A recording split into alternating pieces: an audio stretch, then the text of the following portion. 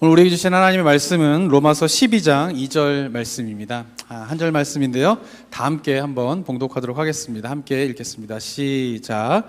너희는 이 세대를 본받지 말고 오직 마음을 새롭게 함으로 변화를 받아 하나님의 선하시고 기뻐하시고 온전하신 뜻이 무엇인지 분별하도록 하라. 아멘. 네, 오늘 본문의 말씀을 가지고요, 지난주 말씀드린 것처럼 유스 사역을 감당하고 계시는 우리 공명철 목사님께서 말씀을 전해 주실 텐데요. 공명철 목사님은 제가 고등 코넬에서 이제 THM을 공부할 때 우리 목사님은 MDB 공부하셨고요. 그리고 그 후에는 이제 보스턴 유니버시티에서 MA 과정, 마스터 과정을 또 공부하시고, 그리고 지난 15년 동안 이제 한인교회의 동부와 서부에서 이제 청소년 사역을 이제 귀하게 감당하셨던 목사님이십니다. 저희 교회는 이제 2020년 작년 1월에 오셨는데, 오시자마자 이제 코로나가 얼마 안 있다 터지게 되면서 아이들 제대로 만나보지도 못하시고 막 온라인으로 줌으로 뭐 주중에 성경 공부하시고 막 이러시면서 조금 안타까운 시간들을 좀 보냈습니다. 그래서 성도님들 가운데는 이름은 들어서 알고 있으시지만 또 얼굴은 잘 모르시는 분들도 계실 텐데요. 오늘 말씀을 전해 주실 때 이 세대를 본받지 말고 라고 하는 제목으로 말씀 전해 주실 때에 많은 은혜 누리셨으면 좋겠습니다. 할렐루야.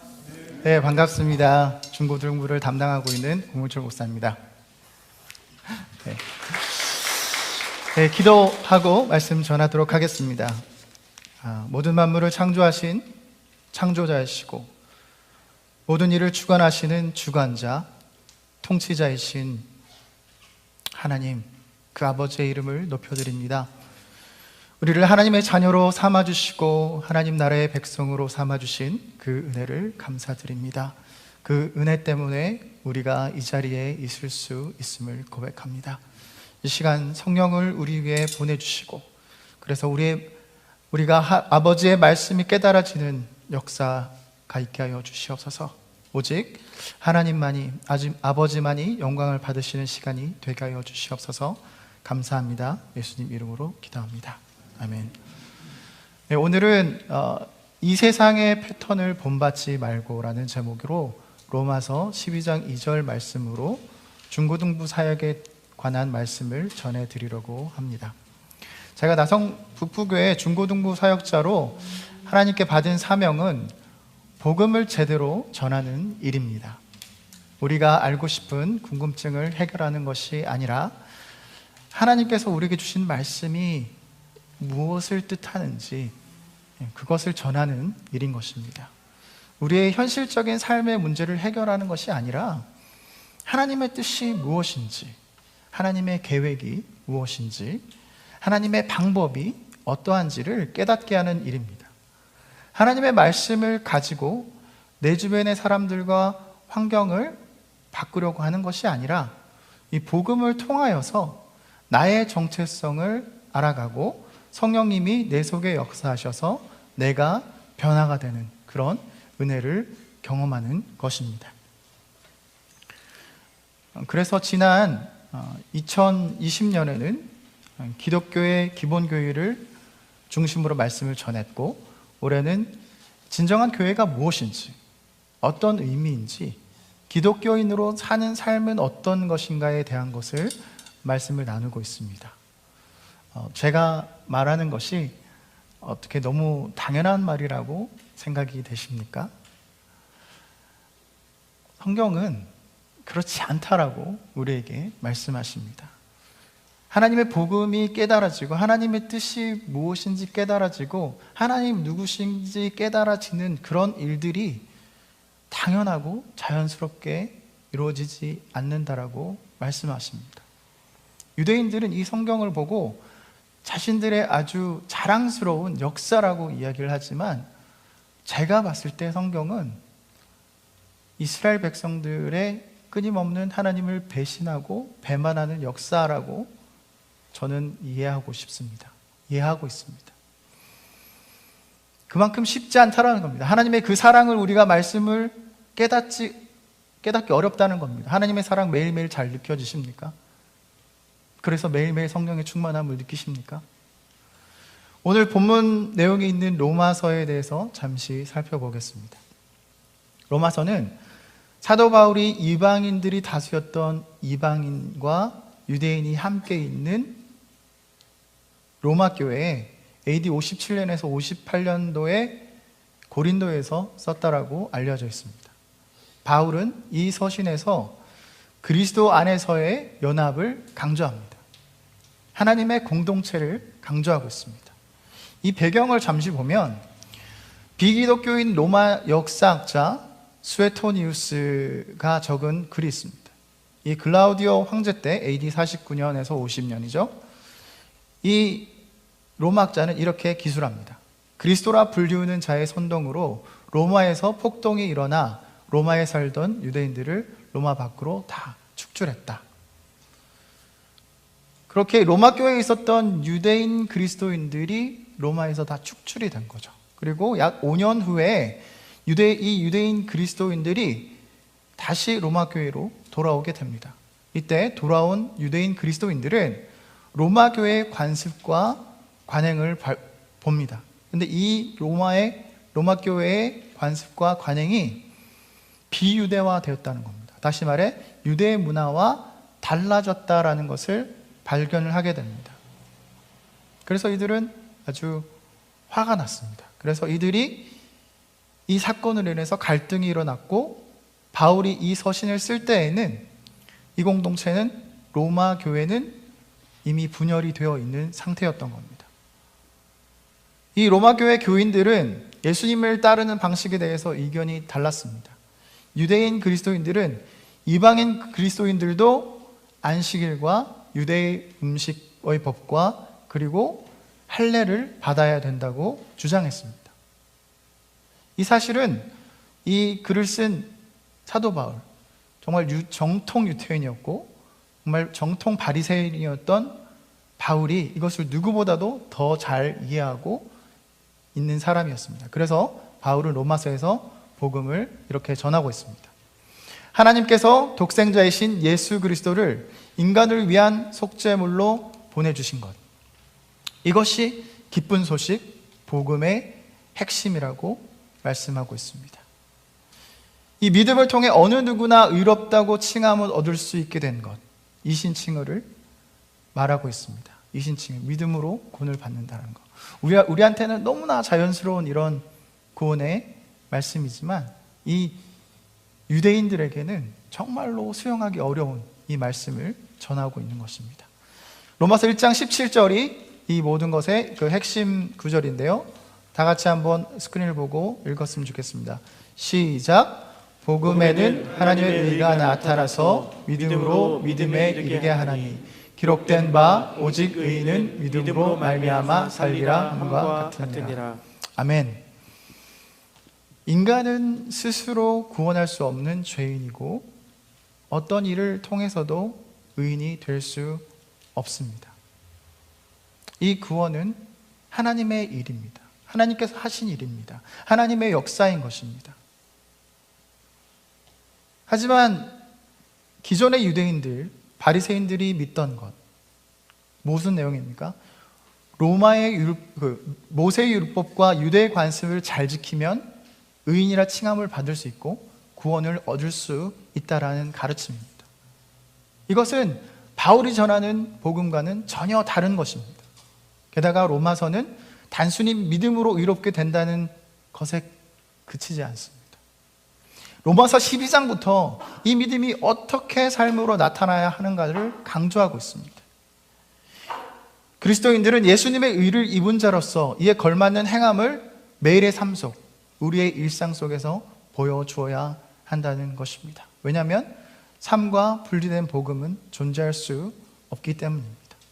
이 행함으로 나타난 믿음의 동사형인 믿음을 갖고 살아야 한다는 겁니다.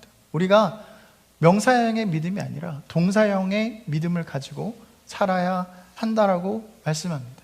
저는 말씀을 전하는 사람으로서 굉장히 공감을 합니다. 제가 강단에서 정말 좋은 말씀, 다 이치에 맞는 말씀 전할 수 있습니다. 하지만 제가 말씀을 전한다는 건 뭡니까? 저의 삶이 이것을 뒷받침해야 된다는 겁니다. 제가 말씀을 전함에 있어서 굉장히 큰 책임을 가지고 말씀을 전할 수밖에 없는 일인 겁니다. 왜냐하면 이 말씀을 전하고 구원을 전하고 복음을 전한다는 것은 내 삶으로 나타나는 것이기 때문입니다. 여러분들은 잘 모를 수 있지만 아마 저의 아내나 아니면 저 아이들은 제가 집에서 어떻게 말하고 어떻게 행동하는 이 매일의 일상 속에서 정말 하나님의 모습을 찾을 수 있는지, 내가 복음을 행하고 사는 사람인지를 정말 잘 알고 있습니다. 가족들하고 얘기할 때, 서로 나눌 때 더 조심스럽고 더 책임감 있게 살아야 하는 것입니다. 의인이 믿음으로만 산다라고 하는 말을 믿은 후에는, 예수님을 영접한 후에는, 그리고 세례를 받은 후에는 아무렇게나 살아도 구원을 받는다라는 의미입니까? 이것은 철저한 오해입니다. 우리 삶 속에서 이런 오해를 가지고 살아가고 있지는 않습니까? 이 로마서는 우리에게 이런 삶을 매일매일 점검하라고 말씀하십니다. 로마서 13장 14절에 보면 예수 그리스도로 옷 입고 정욕을 위하여 육신의 일을 도모하지 말라라고 말씀합니다. 그리고 이것이 우리의 삶이 예배임을 강조합니다. 우리는 이것을 기억해야 합니다. 다시 한번 슬라이드 한번 보여주십시오. 그래서 로마서의 핵심 주제는 의로움, 믿음, 삶입니다. 의로움, 믿음, 삶. 내 삶과 나의 믿음이 분리되지 않는 매일매일 일상의 삶. 내가 옆 사람들과 이야기하고, 내가 일하는 모습, 내가 운전을 하는 모습, 일상의 삶들이 예배라고 말씀하는 것입니다. 제가 오늘 여러분들에게 말씀드리고 싶은 것은, 하나님께서 저에게 말씀을 주신 말씀은 바로 이 말씀입니다. 의로움, 믿음, 삶입니다.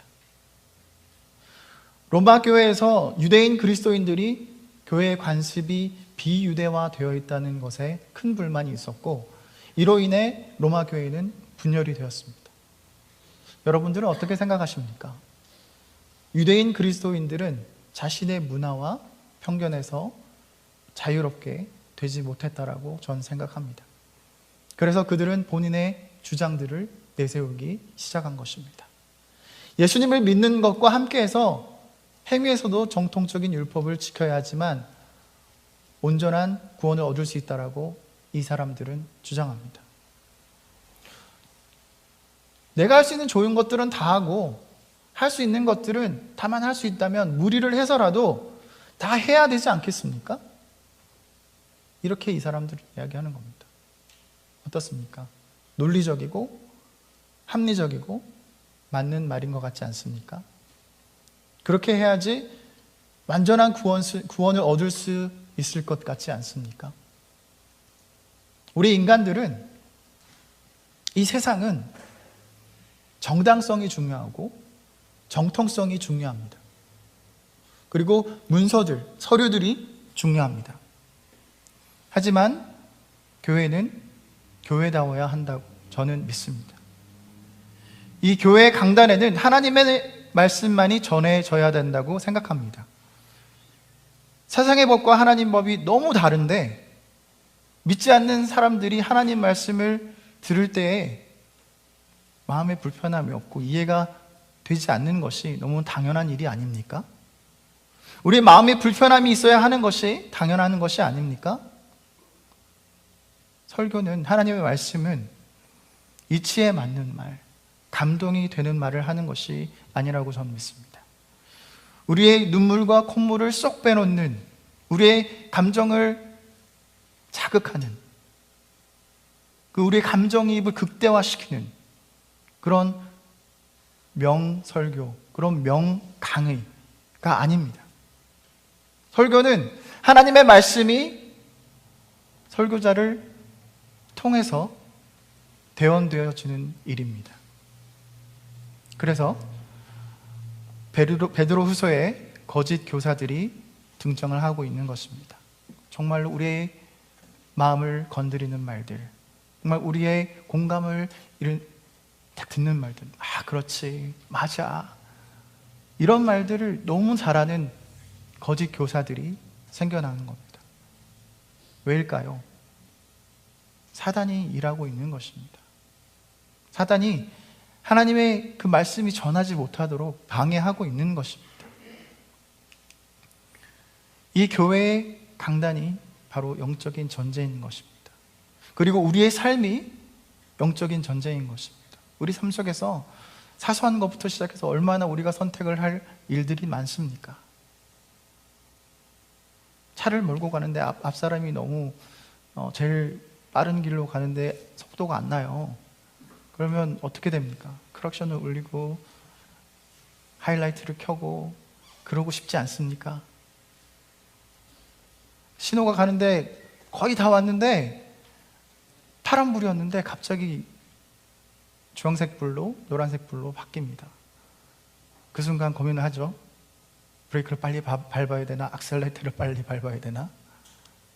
고민의 연속입니다. 과연 여러분도 어떤 선택을 하실 겁니까?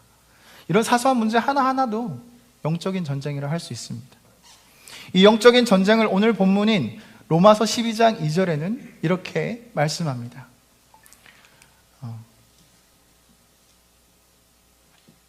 새번역에 보면 여러분들은 이 시대의 풍조를 본받지 말라라고 말씀하고요. 메시지 성경에 보면 문화에 너무 잘 순응하여 아무 생각 없이 동화되어 버리는 일이 없도록 하십시오 라고 합니다. 그리고 NIV 버전에 보면 Do not conform any longer to the pattern of this world 라고 얘기합니다. 이 세상의 패턴을 따라가지 말라는 겁니다. 이 세상의 패턴이 어떠합니까? 우리는 이 세상 속에서 살고 있습니다. 그렇기에 이 세상의 문화와 풍조의 영향을 받습니다. 이 세상의 패턴을 따라가기 쉽습니다. 더 정확하게 설명을 하면 이 상황은 문화와 하나님의 말씀이 서로 영향력을 주고 받고 있는다는 겁니다. 공동체 생활을 한다는 겁니다. 이의 말씀은 이 시대의 풍조를 본받지 말라라고 합니다. In it, not of it이죠. 파워포인트 한번 띄워주십시오. 세상에 속한 것이라고 말씀하십니다.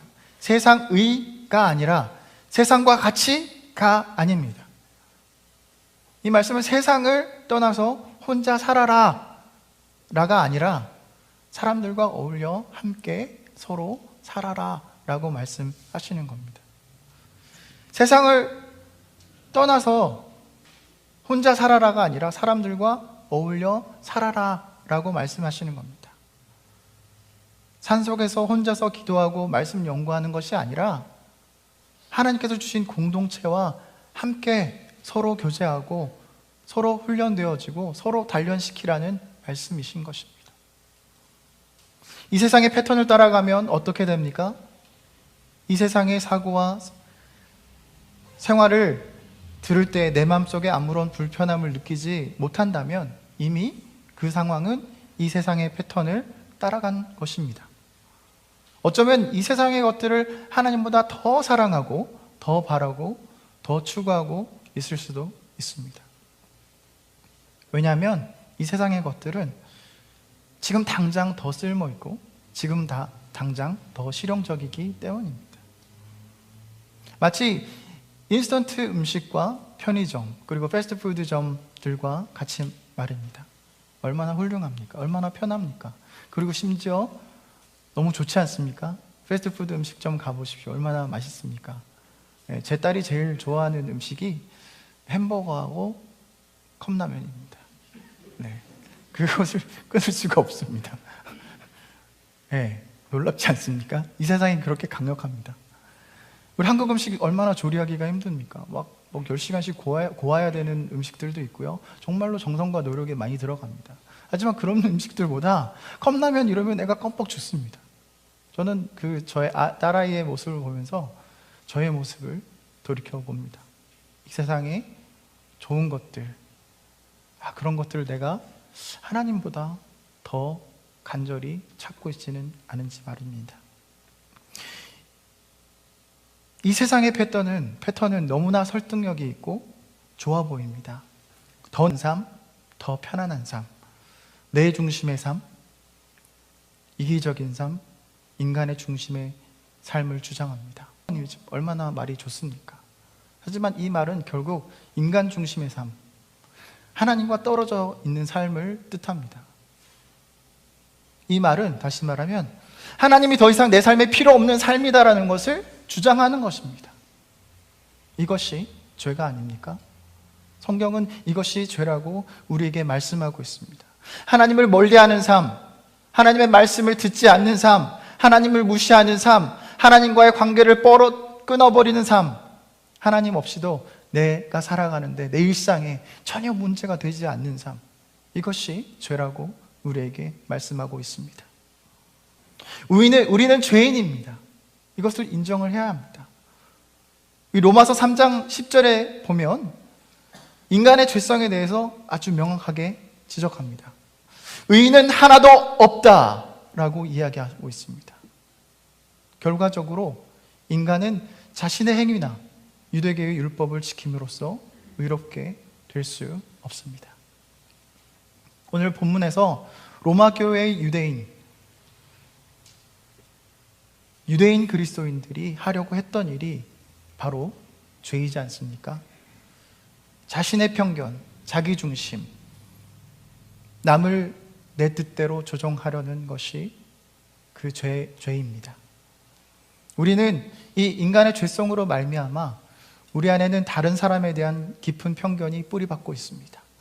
누구나 다 할 것 없이 비단 유대인과 이방인의 관계뿐만 아니라 인간과 인간 사이에 우리 마음속에 있는 죄성으로 말미암아 이상한 적대감과 편견이 뿌리박고 있고, 이것이 인간 관계의 상처와 갈등을 일으키는 가장 중요한 원인들인 것입니다. 그래서 심지어 교회 안에서도 하나 되지 못하는 일들이 많이 있습니다. 제가 간단한 예화를 하나 들려드리겠습니다. 미국의 시카고에 있는 어떤 목사님이 백인과 흑인이 정말 하나가 되는 교회를 만들고 싶다라고 생각을 하고 그런 이상을 가진 교회를 세웠습니다. 그래서 일부러 정말 흑인과 백인들이 잘 어울릴 수 있는 문화, 그런 교회 문화를 만들고 그런 환경을 창조하기 위해서 애를 썼습니다. 어른들은 그 생각과 그 철학과 그 팔러스에 맞게 잘 동조되고 융화가 되는 것처럼 보이기 시작했습니다. 하지만 문제는 아이들한테 일어납니다. 이 아이들은 서로 섞이지가 않는 겁니다. 흑인이든지 백인이든지. 그리고 이 상황을 보면, 예를 들면 하나가 교회 버스를 타잖아요.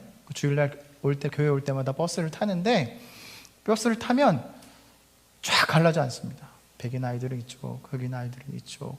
이 모습을 보고 주일학교 교사였던 존 리드라는 분이 이렇게 결심을 합니다. 내가 가서 너무 마음이 아프니까 가서 아이들한테 좀 설득을 하고 애들한테 이런 말씀을 좀 드려야겠다 이러고 아이들한테 가서 얘기를 합니다. 그리고 백인 아이들한테 이렇게 얘기합니다. 너네들 여기 잠깐 와봐. 너네는 너희들 피부 색깔이 뭐라고 생각하니? 그러니까 아이들이 당연히 이렇게 대답합니다. 하얀색이요. 그래? 정말 그렇게 생각하니? 자세히 한번 너희 피부색을 한번 봐. 정말 하얀색이니? 자세히 보면 너네들한테도 까만색들이 있어. 그러니까 너희 피부색은 하얀색이 아니라 회색이야, 회색. 그렇지? 회색 맞지? 라고 얘기합니다. 그리고 흑인 아이들을 보고도 똑같이 얘기합니다. 너네들 피부 색깔이 무슨 색이니? 그랬더니 흑인 아이들이 당연히 검은색이요 라고 대답을 합니다. 그래, 잘 봐. 너네들 그렇게 검어? 자세히 봐봐. 그렇게 검어? 정말 검은색이니? 그렇게 검지 않은 것 같은데 어떻게 생각하니? 그랬더니 아이들이, 그리고 선생님이 얘기합니다. 너희들 피부색도 회색이야. 그렇게 얘기합니다. 그래서 아이들을 다 부어놓고 얘기합니다. 그래, 너희들 피부색은, 진정한 피부색은 흰색도 아니고 검은색도 아니야. 다 같이 한 색이야. 무슨 색이라고? 회색. 그래서 다 같이 얘기해봐. 회색! 이랬더니 애들이 다 큰 소리로 회색이라고 얘기를 합니다. 그래서 선생님이 그럼 이 문제가 해결이 되었구나 라고 다음번에 또 보게 됩니다. 교회 아이들이 교회 버스를 탑니다. 하나씩 앉습니다. 그랬더니 힘이 크고 힘이 세고 큰 백인 아이가 갑자기 들어오더니 이렇게 아이들한테 말하는 것입니다. 어이, 밝은 회색은 이쪽으로, 그리고 어두운 회색은 저쪽으로 라고 얘기를 합니다. 아주 교통정리를 잘하지 않습니까? 하나됨이 참 어렵습니다. 사랑하는 성도 여러분, 우리 교회의 비전이 무엇인지 아십니까? 하나됨입니다. 교회 홈페이지에 이렇게 적혀 있습니다. 제가 읽어드리겠습니다. 예수님께서 이루신 구속사역의 핵심은 하나됨, 통일됨입니다. 그리스도인들이 이 땅에서 구원을 완성하며 살 때 죄로 인해 깨어진 관계들의 하나 되는 삶이 교회를 통하여 이루어져야 합니다. 라고 말씀합니다. 오늘 이 본문의 말씀은 이 세상의 패턴을 본받지 말라고, 문화에 너무 잘 순응하여 아무 생각 없이 동화되어 버리지 말라고 얘기합니다. 그럼 과연 우리가 무엇을 어떻게 해야 할까요? 오늘 우리 본문 말씀에 메시지 성경에 보면 이렇게 말씀합니다. 문화에 너무 잘 순응하여 아무 생각 없이 동화되어 버리는 일이 없도록 하십시오 라고 합니다. 새 번역에는 마음을 새롭게 함으로 변화를 받아서 라고 말씀하고 있습니다.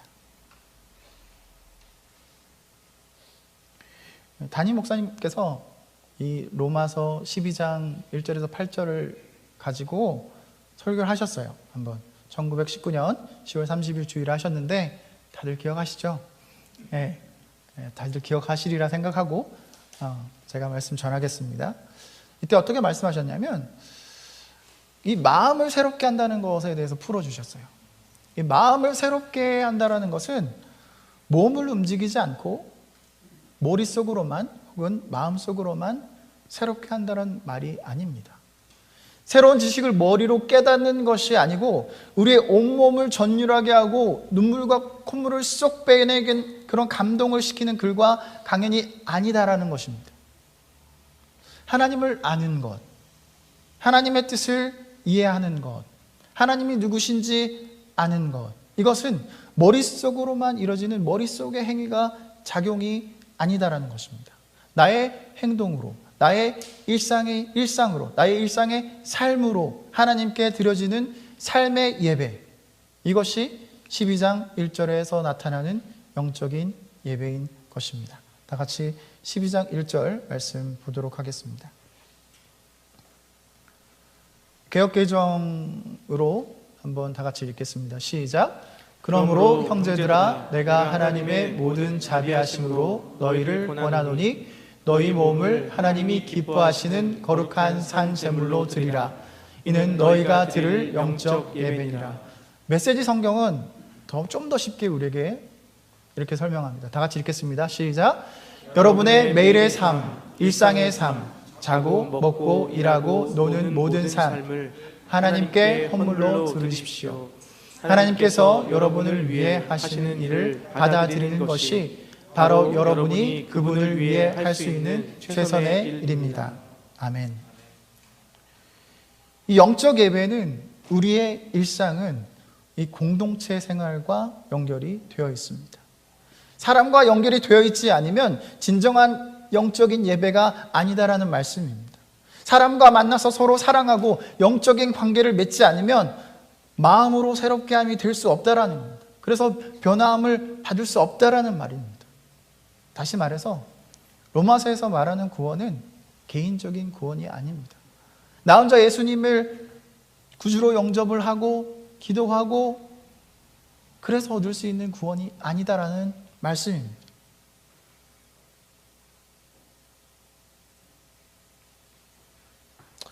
담임 목사님 말씀 인용하도록 하겠습니다. 이렇게 말씀하셨어요. 기억하시겠지만 교회가 어떤 곳입니까? 교회는 하나님의 구원의 처음이자 마지막입니다. 교회가 없다면 개인의 구원이 없기 때문입니다. 그렇게 우리는 힘들지만 서로 교제를 하고 하나씩 해보는 것입니다. 때로는 상처를 받을 수 있지만 사랑을 나누어 보고 싸울 수도 있습니다. 그리고 용서하라고 말씀하십니다. 서로 용납하라고 말씀하십니다. 그렇습니다. 이 복음이 우리에게 말씀하고자 하시는 것은, 로마서가 우리에게 말씀하고 있는 것은 공동체적인 구원입니다. 하나님이 만드신 최초의 사랑의 공동체가 가정입니다. 가정을 통해서 이 땅에 생육하고 번성하도록 하나님이 축복을 주셨습니다. 하나님은 우리가 공동체 안에서 서로 사랑하기를 원하십니다. 하나님은 우리에게 가정을 선물로 주셨습니다. 그리고 하나님 안에서의 가정인 교회를 주셨습니다. 교회와 가정은 하나님께서 우리에게 선물로 주신 공동체인데요, 하나님의 공동체는 깨달음의 공동체이고 함께하는 공동체입니다. 다 같이 저를 따라해 주시기 부탁드립니다. 하나님의 공동체는 깨달음의 공동체입니다. 함께하는 공동체입니다. 감사합니다. 하나님께서 우리 안에 역사하실 때에 우리에게는 깨달음이 있고 우리의 삶은 변화되기 시작합니다. 갈라디아서 5장 22절, 23절 다 같이 보겠습니다. 여기 보면 성령의 열매에 대해서 나옵니다. 다 같이 읽겠습니다. 시작. 오직 성령의 열매는 사랑과 희락과 화평과 오래 참음과 자비와 양선과 충성과 온유와 절제니 이 같은 것을 금지할 법이 없느니라. 아멘. 여러분들은 뭐가 보이시고 뭐 어떤 게 느껴지실지 모르겠지만 저에게는 이 성령의 열매들이 나의 상황과 내 주변의 사람들이 내가 원하는 대로 바뀌어지는 것이 아닙니다. 오히려 이 성령의 열매는 나의 속에 있는 나의 모습이 하나님께서 원하시는 모습으로 변화되어지는 것, 내가 바뀌어지는 것, 내 속사람이 바뀌어지는 것이라 생각이 됩니다. 내가 교회 빠짐없이 출석을 하는데도 내 속에 내 삶의 변화가 없고 또 신앙이 자라지 않는다라고 하면 본질적으로 우리 자신에게 물어봐야 될 질문이 있습니다. 그것은 내가 정말 복음을 깨달았는가라는 질문입니다. 성경이 우리에게 강조하는 것, 이 복음의 비밀을 정말 나는 깨닫고 있을까? 그리고 내가 그런 삶을 살고 있을까라는 질문입니다. 깨달았다라는 말을 다른 말로 하면 나는 정말 하나님의 은혜를 알고 있는가? 그 은혜를 실천하고 있는가? 이것이지 않습니까? 혹시 여러분 주변에 이런 분들이 계십니까? 이 사람은 신앙은 너무 좋은데 인격이 별로야. 하나도 변한 게 없어. 물론 우리는 완벽할 수 없습니다. 이 변화의 과정은, 이 성화의 과정은 우리가 살아있는 동안에 끝나지 않을 것입니다. 이 성령의 역사는 우리가 믿기만 하면 우리 안에서 계속 일어날 것입니다. 교회라는 것은 무엇일까요?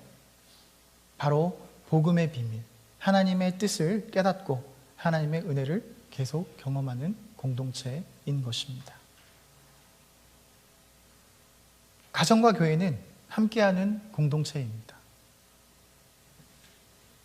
이방인들이 예수님을 안 믿는 사람들이, 하나님을 모르던 사람들이 복음으로 말미암아 그리스도 예수 안에서 함께 하나님 나라의 백성이 되고 하나님의 자녀가 되는 이런 일들이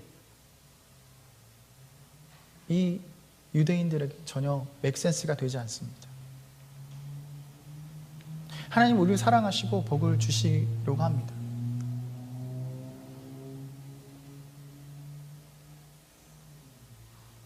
근데 이 유대인들 입장에서는 정말 이것이 말이 안 되는 겁니다.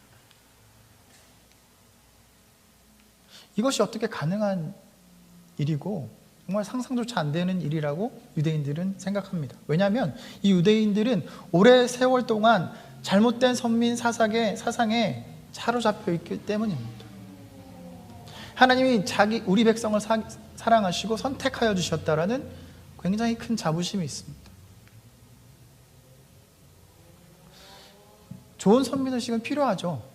하지만 이들은 그릇된 선민의식을 가지고 있습니다. 그래서 복음을 받아들이기가 너무 힘든 상황이었습니다. 나만 하나님의 선택을 받은 백성이니까 너희들 아니야. 나만이야, 나만. 이렇게 생각하는 일들은 담을 쌓는 일이고 편을 만드는 일이고 화평이 아니라 전쟁을 부르는 일입니다. 유대인들은 실제로 이방인들을 개 취급했습니다. 그냥 말로만 생각하고 머리로만 생각하는 것이 아니라 실제로 개라고 부른 것입니다. 그 정도가 아니라 이들을 원수라고 칭했습니다. 이것이 바로 그릇된 선민의식의 결과인 것입니다. 원수를 삼는 일. 그런데 놀라운 일들은 이방인이 복음을 듣고 하나님의 백성이 된 것이고 유대인들과 이방인 사이에 견고한 벽이 무너지고 그들이 예수님 안에서 교회 안에서 같은 지체가 되는 그런 놀라운 일들을 경험하기 시작한 겁니다. 어디서요? 로마 교회에서요. 우리의 가정이, 우리의 교회가 정말 복음의 영광만을 드러내는 오직 하나님만이 영광 받으시는 공동체가 되길 간절히 소원합니다. 마음을 새롭게 함으로 변화를 받는다고 합니다. 변화를 받아서 라는 이 모습을 말씀을 영어로 보면 be transformed라고 나옵니다. 여기 여러분들이 보고 계시는 이 영화의 포스터가 있습니다. 이 영화는 트랜스포머라는 영화입니다. 이 영화의 주인공은 변신 로봇입니다. 이들은 평소 때에 이 자동차의 모습을 하고 있죠. 하지만 그들이 진정한 정체성은 로봇입니다. 예수님도 인간의 모습으로 이 세상에 오셨지만 예수님은 어떤 분이십니까? 그는 진정 하나님의 본체시라라고 성경 말씀은 말씀하고 있지 않습니까? 예수님께서 변화산의 사건은 사람들이 보기에도 변화가 되는 사건이 일어납니다. 이런 것이 우리 기독교인, 크리스찬에게 일어나는 일입니다. 우리가 겉모습을 볼 때는 이 세상 사람들과 무엇이 다릅니까? 하나도 다른 것이 없습니다. 하지만 우리의 삶은 하나님을 믿지 않는 사람들, 예수님 영접하지 않는 사람들과 다른 것입니다. 왜냐하면 그것이 우리의 진정한 모습입니다. 예수님을 통하여서 우리는 예수님의 성품을 가지게 됐습니다. 그리고 그렇게 살으라고 오늘 말씀은 얘기하고 있지 않습니까? 이것이 진정한 우리의 모습입니다. 하나님의 자녀, 하나님 나라의 백성입니다. 하나님의 은혜로, 하나님의 능력으로, 믿음으로 우리는 변화가 된 것입니다. 그러면 속으로부터 변화가 일어날 것이라고 오늘 말씀은 우리에게 말씀하고 있습니다. 그러면 하나님의 뜻이 무엇인지 분별되고 하나님의 뜻이 무엇인지 깨닫게 되는 그런 은혜를 경험한다라고 오늘 말씀은 우리에게 주시는 겁니다. 마음을 새롭게 함으로 변화함을 받아서 우리가 하나님께 시성을 고정하면 그러면 우리 속에서부터 변화가 일어난다라고 말씀하고 있습니다. 파워포인트 한번. 로마서 12장 2절 말씀은 이렇게 두 가지로 나누고 있습니다. 이 세상의 법칙을 따라가지 말고, 이 세상의 패턴을 따라가지 말고, 이 세상 것들을 너무 나의 것으로 수용하지 말라라고 컨폼드라고 나오죠. 그 다음에 하나님의 능력, 나의 노력과 나의 능력이 아닌 하나님의 능력으로 우리가 트랜스포음드 되는 삶. 이 하나의 그림이 오늘 우리에게 주시는 말씀인 것입니다. 우리가 이 세상 속에서 사는 것이지 이 세상의 것들을 우리가 수용을 하기만 하면 안 된다라는 것입니다.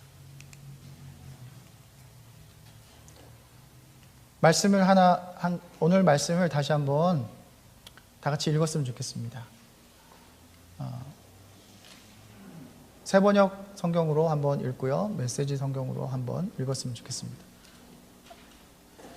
세번역 시작. 여러분은 이 시대의 풍조를 본받지 말고 마음을 새롭게 함으로 변화를 받아서 하나님의 선하시고 기뻐하시고 완전하신 뜻이 무엇인지를 분별하도록 하십시오. 메시지 성경 시작.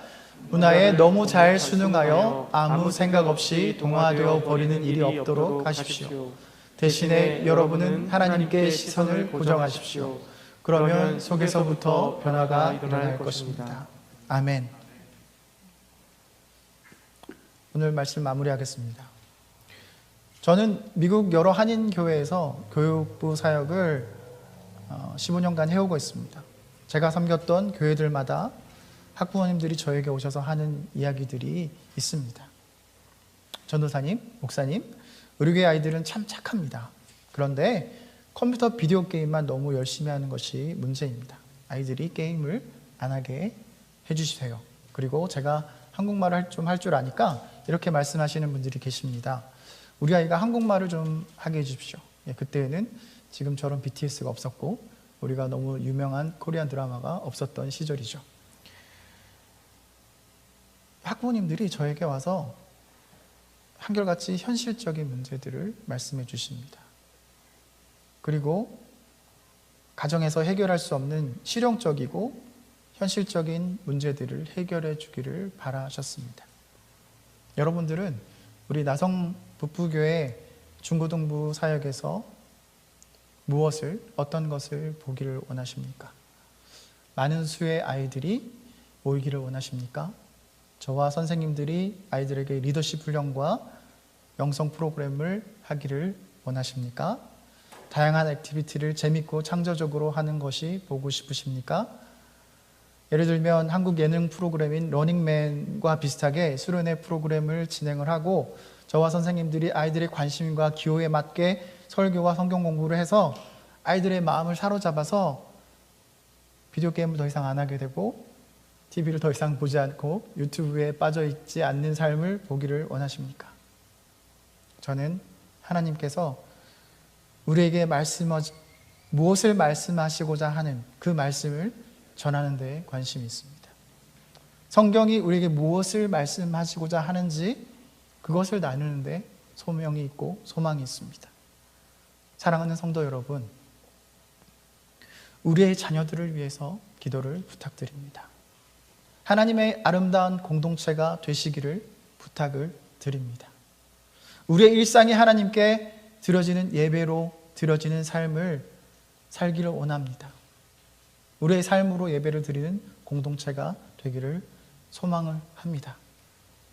믿음은 머리로 믿는 신앙이 아니라 행함이 있는 고백입니다. 우리 가정 속에서 아이들과 세상적인 얘기를 하는 것이 아니라 우리 가정 속에서 밥을 먹을 때에 이 세상의 것들을 얘기하는 것이 아니라 하나님의 공동체로서 하나님의 뜻이 어떤 것인지 그런 말씀을 나누는 그런 삶으로 보여주는 우리 아버지, 우리 어머니는 말씀을 너무 잘해. 말은 다 맞지만 우리가 가장 화가 나 있을 때 우리가 아이들 볼 때 가장 화나지 않습니까, 여러분들? 그럴 때의 모습 아이들이 우리를 봅니다.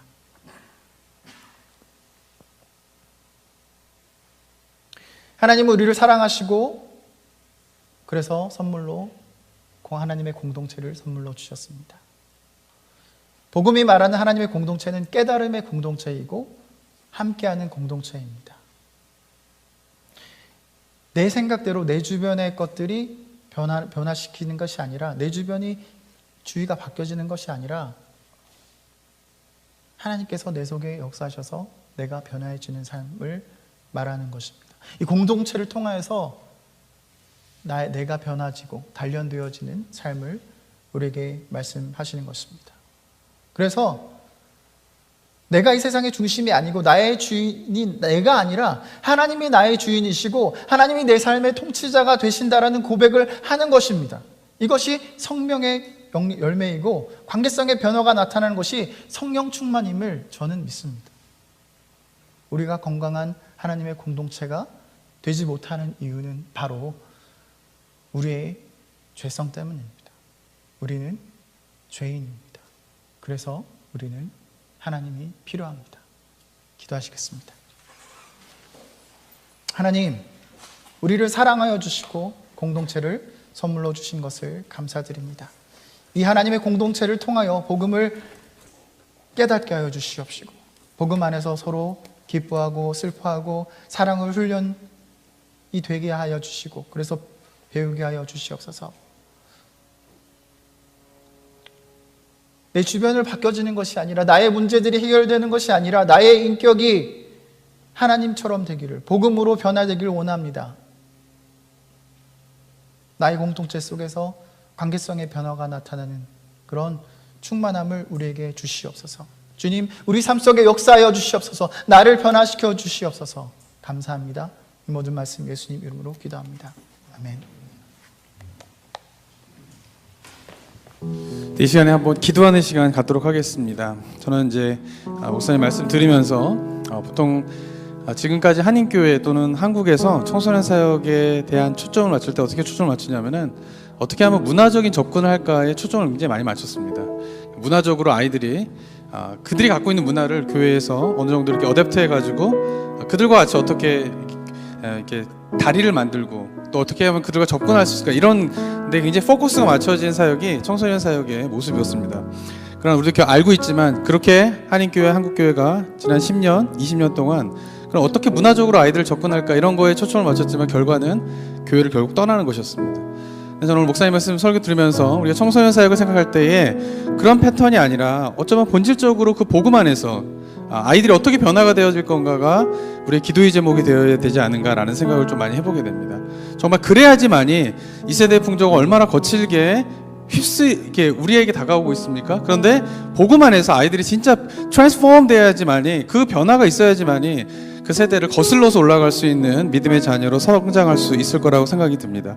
그런 관점에서 앞으로 저희 교회의 목사님을 통하여서 또는 교사들을 통하여서 복음 안에서 아이들이 정말 변화되어지고 그래서 이 세대를 거스르게 되는 그런 귀한 주의 백성들이 일어나는 교회가 될 수 있도록 위해서 기도해 주셨으면 좋겠고요. 그리고 그것은 저희 교회를 넘어서서 이 미국 땅에 있는 많은 한인 교회들이 정말 다음 세대를 생각하면서 그러한 아이들이 정말 코리안 아메리칸들이 나와야지만이 정말 미래의 소망이 있다라고 생각합니다. 그런 이민 사역, 이민 삶이 될 수 있도록 위해서도 함께 기도했으면 좋겠습니다.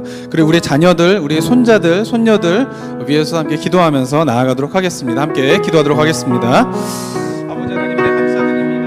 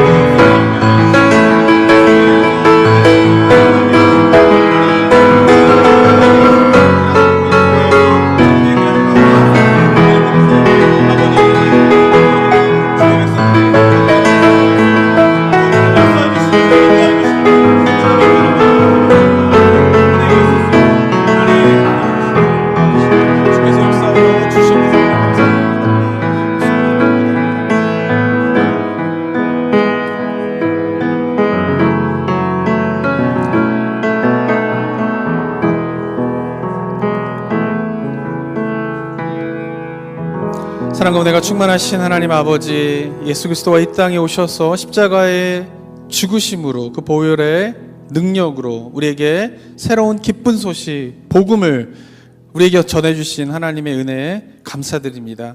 그 복음 안에 담겨져 있는 그 십자가의 본질적인 의미들이 우리의 각 심령 가운데에 파고들어 먼저 우리 자신이 새롭게 됨으로 정말 변화를 받아서 주님 안에 나아가게 되는 저희 모두가 되게 하여 주시옵소서.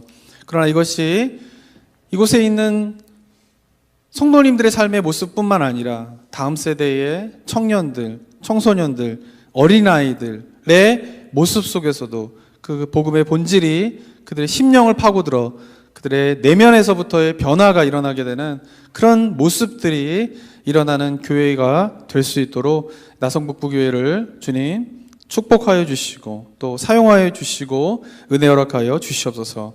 이를 위해서 수고하고 있는 우리 목사님, 전도사님, 교사들이 있습니다. 집사님들이 있습니다. 하나님 은혜를 더하여 주셔서 어린아이와 청소년과 청년들을 돌보는 그들의 삶의 헌신 가운데에 그 삶의 헌신을 통하여서 귀한 열매가 맺혀지는 그런 교육부 사역이 될 수 있도록 주님께서 도와주시옵소서. 뿐만 아니라 우리가 함께 기도하며 그들에게 우리의 삶의 모습을 보여주며 더불어 함께하는 깨달음이 있는 믿음의 공동체의 모습이 나성북부교회의 모습이 될 수 있도록 주께서 도와주시옵소서. 감사드립니다. 예수 그리스도의 이름으로 기도드립니다. 아멘.